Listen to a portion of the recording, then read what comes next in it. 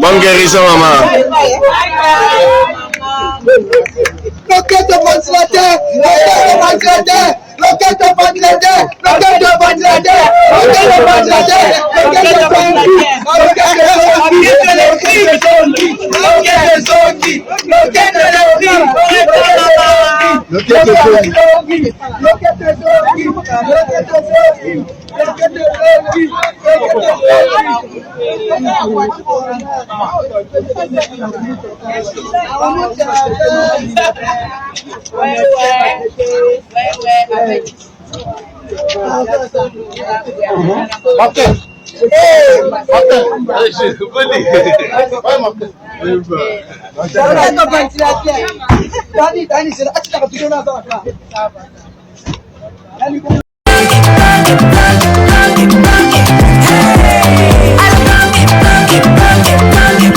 Oyoki elenge ya Congo.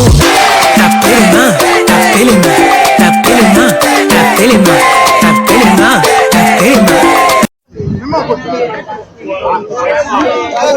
Bonne guérison, maman. Roquette de ventilateur, roquette de ventilateur, roquette de ventilateur, roquette de ventilateur, roquette de ventilateur, roquette de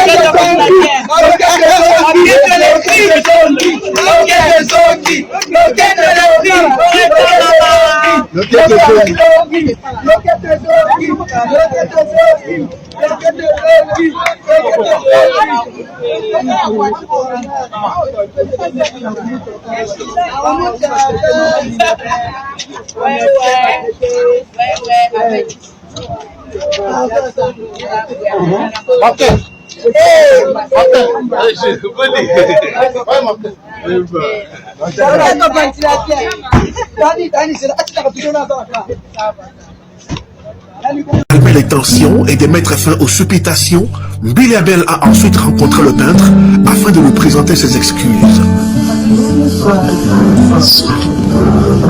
Ça c'est mon fils. Hein? Oui. Ça va? Une fesse.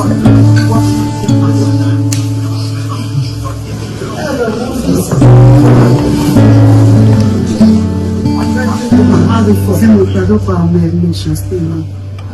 C'est que maman, je suis alors si je vais corriger mon garçon que j'ai, je vais le corriger. Comme ça, prochainement, il ne fera pas le même bêtise, n'est-ce pas? C'est pas par méchanceté. C'est à toi de dire pour maman. Est-ce que vous avez une belle photo et le producteur est sur place? Et puis il est basé à Lumbashi. Encore des photos comme ça, j'ai fait les photos de maman pour lui faire plaisir. Hein? C'est pas par méchanceté. Celui qui aime bien châtie bien, n'est-ce pas? C'était pour te corriger un peu. Prochainement, tu vas faire mieux. C'est pas par méchanceté. Je t'aime beaucoup, je suis fier de toi. Ce geste vise à tourner la page de l'incident et à couper court aux spéculations qui continuaient de circuler sur les réseaux sociaux. Cette démarche de réconciliation a été perçue comme un signe d'apaisement, montrant la volonté de l'artiste de privilégier le dialogue et le respect mutuel après cet épisode qui avait rapidement pris de l'ampleur médiatique. Je suis là, moi. Maman, il y avait l'actuel et il y avait l'ancien. Pour me faire tel que je suis, je serais content. Aussi compris, non? Oui. Quand je vais décider un portrait de une maman de 85 ans. Moi j'ai 65 ans, je vais 66e année, le 30 août, c'est mon anniversaire. Il faut faire un beau portrait de maman. Ne prends pas ça mal, c'est pas par mes choses. Qui aime bien châtie bien. Je suis la maman, si maman n'est pas d'accord, mais ce que son enfant fait, tu vas le corriger. Comme ça, dans l'avenir, qu'il ne fasse pas les mêmes erreurs. Voilà, c'est ça. C'était ça. Oui. Mnajua kusema mwe bakatange mkubantu babaya sana na zaidi. Bakatange mkubantu babaya. Koma cameraman ashina concentré fashi ngine. O concentré pa kubilole kwa Billy Abel. Mon, on a filmé pas Bilole. Ou cameraman arjo bien kusema uyu nkambo, eo na kukrashe. Chungari mu filmer ku Bilole. Ngara Bilole. Ultona sa riba bintu bya makaka.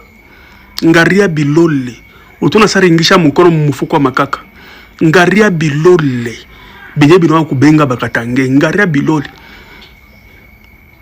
bisha kuisha mafre yote bisha kuisha wili moteri yote utona sabi kumu morgue ngaria bilole sabi kumu morgue donc u cameraman sikone fashingina kumufilme nkambo Billy Abel arone paka ku bilole arijua kusema u nkambo huyu eno akukrashe angara bilole utona sariba bintu bya makaka ngara bilole bya nkambo huyu nkambo ya boyo ngara bilole mone bilole. Maman Billy Abel, bonjour mère, bonjour. Ici que soit mio atukambote. O azamoko ya bajana Congo. Moko pe ya bana na yo. Ayeko déclarer o azaki millier lobby. Moko ya bajana azaki millier loka za jeune lokola ngai, mona lokola bana yo yoboti. Ya kona ayeko déclarer mère. Naza mwa mituna. Maman Billy Abel. Maman. Olimbisa nga nayebi ke choqué moi yo mais je suis obligé limbisa. Maman Billy Abel yo nga ba dessiner ndeni. Maman Billy Abel oyebi combien de temps ça la po ba sa portrait. Oyebi combien de temps oyebi je n'ona combien avant ndaki na kiti ya lembi ya télé ngunza mi po asa le portrait wana. Ah pourquoi ko remercier mutu bongo Maman Billy Abel. Hein? Yo nga ba dessiner ndeni. Loko arebo. Oh. Wana yo, omona ki wana yo. Eza yo mère. Oh. Maman Billy Abel. Ce qui n'a qu'à citer au Botama le 10 janvier 1956. Mère, vous avez 70 ans aujourd'hui. Mère Olingini. Kokolit. Oh mon yana yo. Mon moni wana yo. Babaro yango na peto moni na yango. Yo mère. Oh. Attends yo mon mère na ngai. O solita.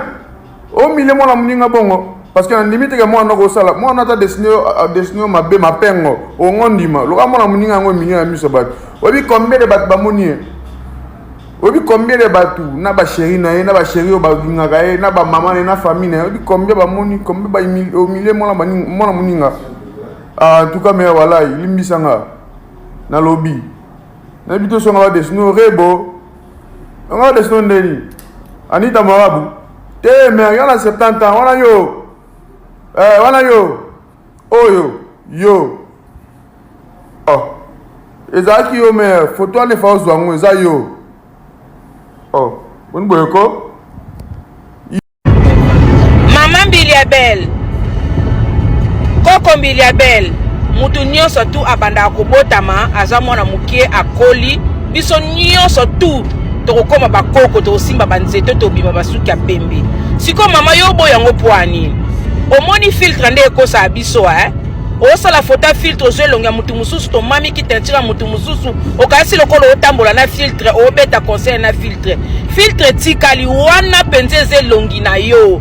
Félicitations artiste ofuta ki minerval non académique ya pamba te elongi ane zelongi ya Maman Billy Abel na baridi ya ye na matame vimba ya ye na plante bombelo kwa batie lamba na kati ya yo Maman Billy Abel.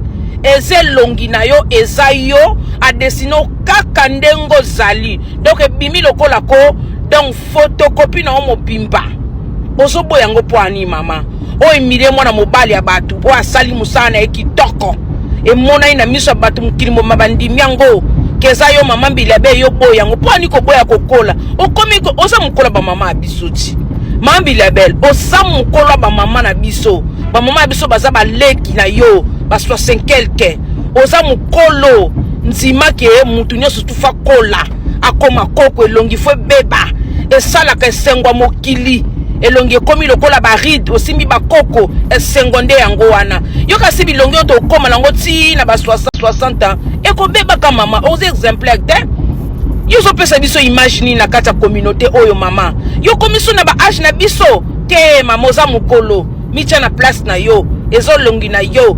Hein? Artiste, merci beaucoup hein. Au sali musala kitoko. En tout cas, courage hein. Ma marche ko yanga pe kalaming tozo desininga. Oh, ishi mama.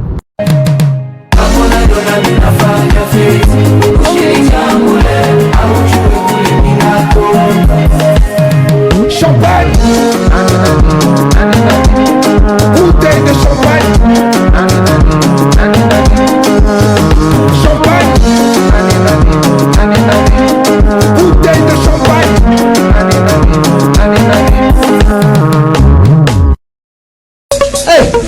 o cadeau mabebo. Est-ce que l'ongi là dans un moyen beau?